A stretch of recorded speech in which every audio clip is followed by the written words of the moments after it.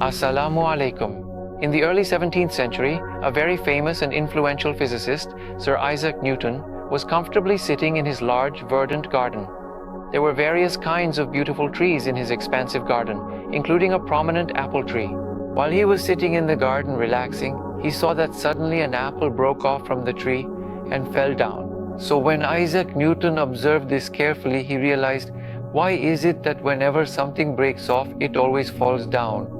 Why is it that whenever we throw something upwards, it always comes back down? So Isaac Newton began his research on this.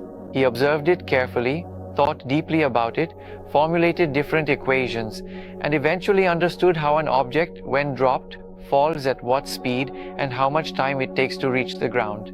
He then formulated these equations, which we now call the equations of motion. But Isaac Newton was unable to do one thing. He never figured out why this happens. He explained how it happens, but he never understood why it happens. I am your host, Hassan Ahmed, and today we will understand this phenomenon in great detail. In previous episodes, we explored various scientific laws and also saw how these scientific laws operate throughout the entire universe. It never happens that one law is working in one place and a different law is working somewhere else. It is also not possible that a law is valid in one place but invalid in another. No, if a law holds true in one place, it is found in the same way throughout the entire universe. One of these laws was the law of universal gravitation. Isaac Newton observed that gravity is not just present on Earth, but he also saw that it exists in every major body of the solar system.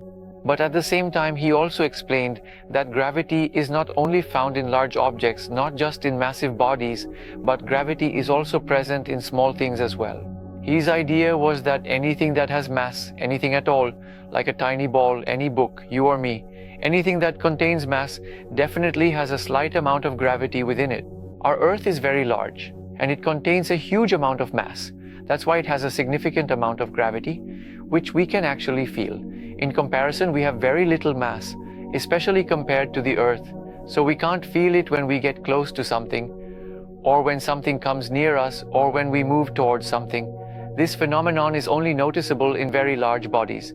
But Isaac Newton explained that anything that has mass, no matter how small, definitely has at least a slight amount of gravity. Along with this, we also learned that gravity can only pull. It can bring two bodies closer together, but it cannot push them apart. It cannot push anything away. Its only quality is that it draws things towards itself. If we think about living without Earth's gravity, it would be very difficult because our entire lives are based on it. So Earth's gravity has its own benefits, but how exactly is gravity used? Who was it that understood gravity? Isaac Newton wasn't able to do that, but when Albert Einstein came along, he explained why this actually happens. To explain this, Albert Einstein developed his theory of relativity. He explained that if we look at our entire universe, and I'm simplifying this a lot, it can be thought of as a rubber sheet that spans across the whole universe. Now imagine you have a table with a rubber sheet stretched over it, and you place a very heavy ball in the middle. It will cause the sheet to sag. Now if you put a small ball on that same sheet, it will slide towards the heavy ball and stick to it. To explain this, he described that gravity works in the same way. If there is a very large planet present in space, things fall towards it because it bends the fabric of space and time. Due to this bending, anything that comes near it falls into it. Our Earth works the same way. Anything that comes close to Earth gets pulled in by it. If we jump off the Earth pulls us back. By looking at this infographic, you must have also understood why the moon doesn't fall into the Earth. It's something to think about. If the Earth is pulling everything, then why doesn't the moon fall into it? Or why doesn't a rocket orbiting around us fall in? This infographic must have explained that to you. The idea is simply that if something is spinning around another object, it doesn't fall in because the spinning creates an outward force, and the force with which the Earth is pulling it in, those two forces become equal. That's why the moon neither flies away nor falls into the Earth. It keeps revolving in its own orbit and never goes up or down. The same phenomenon is observed with the International Space Station and the Hubble Space Telescope. They spin very smoothly around the Earth, but the Earth doesn't pull them in. If you do the calculations, you'll find that where the Hubble Space Telescope and the space station are located, the gravity there is almost the same as it is on Earth. But as I explained, even with that, they still don't fall to Earth, they keep spinning around.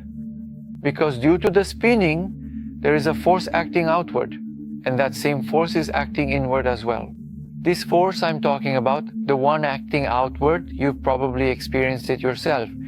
If you're sitting in a car that takes a sharp turn at a roundabout, you feel yourself being pushed to the side, opposite to the direction of the turn. Or you can see this if you tie a stone to a string and swing it in the air. Your hand feels a force because the stone is pulling outward. This same phenomenon is at play here, and that's why our Earth orbits around the Sun without falling into it or drifting away from it. And it's because of this very phenomenon that all the planets orbit the Sun, and no matter how far they are, gravity somehow still reaches them. In fact, an interesting fact is that Earth's gravity technically has no range. It spans the entire universe, but gradually it keeps getting weaker. Just like here, if we talk about Earth, the gravity in space won't be found as far away as Earth's gravity, and Earth's gravity won't be found all the way to the end of the solar system. Gravity gradually keeps getting weaker. The gravity of our Sun is very strong, which is why it spans a very long distance. But eventually even that becomes weak. It is because of gravity that our galaxy still exists, and it is also the reason our galaxy spins together. It is because of gravity that all these things stay in place and there is no chaos in space. If there were no gravity, every planet would start moving around randomly, there would be a lot more collisions, and many more explosions would begin to happen. But this is one benefit of gravity. It keeps everything grouped together, keeps things in clusters. Because of this, everything stays in its own orbit and never goes astray. The theory that Einstein formulated, the theory of relativity, helped scientists in many ways.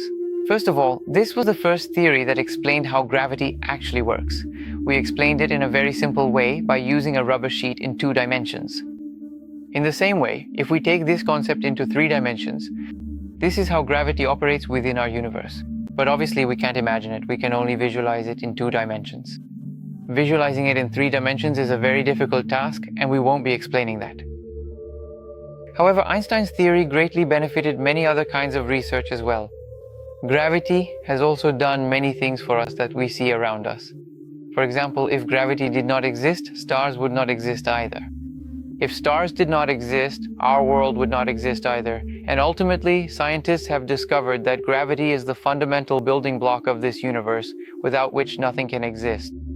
One thing that gravity has formulated is stars, and how stars were formed, how gravity initiated them. We will explain all of this in great detail in the next episode, so stay with us.